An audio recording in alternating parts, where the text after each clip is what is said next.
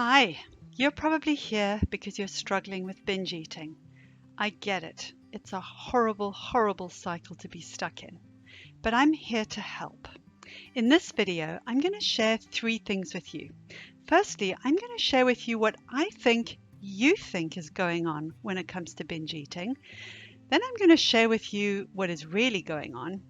And then we'll look at what do you need to do to stop the cycle.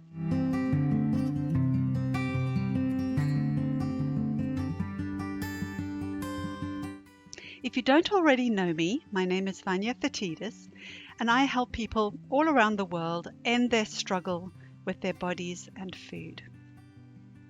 So let's get into it. Today we're talking about binge eating and what you need to do to stop it. I want to show you the cycle. This is what you probably think is going on.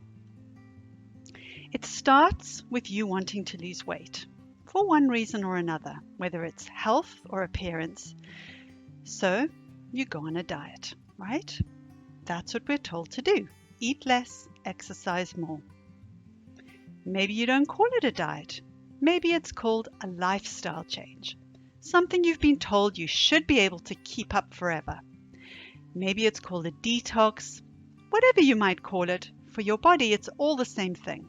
You're changing what, when, and how much you eat and exercise in order to lose weight. And all goes well for a while until something happens.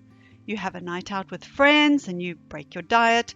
Perhaps something happens that triggers overwhelming feelings, or it's someone's birthday at the office and there's cake. Maybe you're just too hungry or you're bored with the same old unexciting food. So you fall off the wagon, you break your diet, and then all hell breaks loose and you binge. You believe that it has something to do with willpower. Maybe you believe that you're addicted to food or to certain kinds of food. The bottom line is that you think it's your fault. You feel guilty and ashamed. And you still haven't lost weight, or if you did, you've regained it. So you start again and the cycle continues. Is this looking familiar to you? But there's a crucial step that's missing from this way of looking at the cycle. So let's look at this model, which is what is actually happening. The first 3 parts to this are the same. You have the desire to lose weight for whatever reason, and you employ some means of doing that. For a while, all goes well, or maybe it doesn't, because this gets harder and harder. Now, while you think it's a combination of willpower and outside triggers that cause you to binge, what's actually happening is that your body and brain don't know that you're choosing to lose weight. Your body and brain's primary purpose is to keep you alive. What you're doing when you're trying to lose weight is depriving yourself in some way, and this is perceived by your brain as a threat to your survival. It's perceived as a famine, even though you're surrounded by food. Now, our bodies have evolved to respond to famine or deprivation by eating as soon as food is available. This is a normal, natural, and in fact, a healthy response to deprivation. It has nothing to do with your willpower. It's not because you're addicted to any kind of food, neither is it due to any personal failing or character flaw. And here's the kicker. It's not just a response to actual deprivation, it's also a response to the threat of future deprivation. So when you're planning a diet or thinking you should lose weight, any thoughts about how you should be limiting food is a threat to your brain that it'll be deprived. So it wants to make sure it gets enough food in now to prepare for the deprivation to come. So, how do you stop? What I'm going to tell you is really simple, but that doesn't mean that it's particularly easy. What you need to do to stop binge eating is stop dieting and stop trying to lose weight by any other means.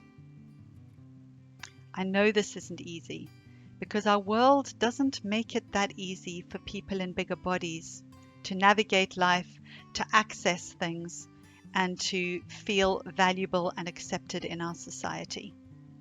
So this is why it's hard. What we've been told is that being in a bigger body is unhealthy. But actually what we know is that it's your health promoting behaviors that are a far better predictor of your health outcomes than your weight. We're also told that fat people are ugly, unattractive, lazy, unreliable, slovenly, unprofessional, and so on. None of this is true. None of that is true. There are two other bits of information I want to leave you with just in case I haven't convinced you yet. The one is that 95% of people who try to lose weight, whether it's by dieting or any other means, regain it within 5 years. And most people regain it way before 5 years. I'm sure you have your own evidence, right? The other thing is that dieting is a consistent predictor of future weight gain. This is borne out in meta-analyses of many studies that have looked at this. So I hope that this has been helpful and that you are going to divest yourself from dieting. So what do you do instead? What you need to do is stop fighting with your body. You need to start listening to it instead. You need to unlearn all of the messages you've taken on through the culture about health and weight and value and what's attractive and worthiness. This is the work that needs to be done. If you're interested, if you're curious in knowing more, please go over to my website, peacefuleating.co.uk, where you can get instant access to my guide to peaceful eating, as well as my mini e-course, What to Pack for Your Peaceful Eating Journey. You're also very welcome to join my Facebook group. It's Not About the Weight. I'd love to see you. I hope we meet again. Thanks for watching.